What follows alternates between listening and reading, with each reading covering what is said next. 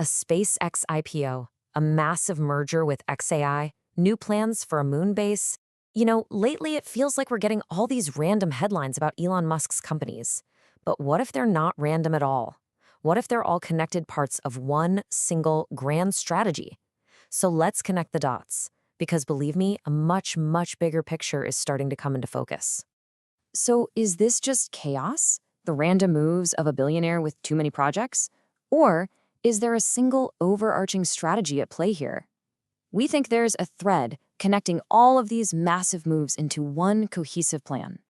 Well, the answer seems to be a resounding yes. This isn't chaos. It's the careful construction of a deeply interconnected empire. And the one thread, the absolute foundation for the entire plan, comes down to one simple thing: voting control. The power to make any decision without having to ask for permission. Right, so first things first. Before you can build an empire, you've got to secure the throne, right? This first part of the strategy is all about locking down absolute, unquestionable control over his key companies. And look, we don't even have to guess about this. Back in January of 2024, Musk laid it all out.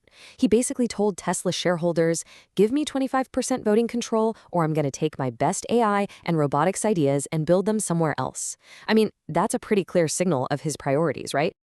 And you can see this happening systematically, right across the board. The plan to boost his Tesla voting power from 13% to 25% just got the green light. He already owns a massive 79% of xAI. And for the big SpaceX IPO that everyone's talking about, well, he's planning to use special shares to make sure he keeps control there too. It's a crystal clear pattern. So how's he going to do it with SpaceX? Well, the tool is called dual-class shares. It's a structure where his shares might have, say, 10, even 20 votes each, while the shares you or I might buy only get 1. And hey, this isn't some new, crazy idea. Big tech companies like Google and Meta have been doing this for years. It lets founders raise billions from the public while keeping their hands firmly on the steering wheel. Okay, so once you've locked down total control of all the individual pieces, what's next? Well, you start putting them together. You start building the empire. And that is exactly what's been happening. So get this. On February 2nd, something huge happened. SpaceX officially bought xAI. This single move created a private behemoth valued at a staggering $1.25 trillion. Now, this wasn't just some corporate paperwork. It was a massive strategic play to put his most powerful private assets under one roof, all before a potential IPO. I mean, just take a step back and look at what this new entity actually holds. You've got the rockets from SpaceX, global internet from Starlink, cutting-edge AI from xAI, the massive real-time data fire hose from X, and the raw computing muscle of the Colossus supercomputer. All of it now one company with one person in control. And inside this new powerhouse, xAI just got a big reorganization. It's now split into 4 very focused teams. You've got Grok for voice and chat. You've got a team building AI that can write its own software, another called Imagine for creating video and images, and then there's the one you've got to watch, a team cheekily named Macro Hard. Their job? To build an AI that can control a computer just like a person. And they're already putting it to work designing rocket engines over at SpaceX. All right, so the empire is built, the teams are set up. Now we get to the really wild stuff, the moonshot vision. And this is where things take a really surprising turn. For years, if you asked Elon about the moon, he'd basically say it was a distraction. Mars was the goal. But things have changed. He recently laid out a whole new vision, Moonbase Alpha. So why the sudden change of heart? The simple answer he gave? Speed. A moon base could happen in 10 years. A Mars city might take 20 or more. But honestly, there's a much more brilliant business reason behind this pivot. The plan is to set up a permanent base, build an AI satellite factory on the moon, and then install what's called a mass driver, an electromagnetic catapult, basically. Imagine that. Because the moon's gravity is so low, they could launch satellites and other hardware into orbit for a tiny fraction of the cost of launching from Earth. It's a perfect story that connects rockets, AI, and a huge vision that investors can really get behind. Okay, so that's the plan for space. But back here on Earth, the vision for X is just as massive. The very next big step is launching X Money, a whole payment system that's supposed to be coming in just a few months.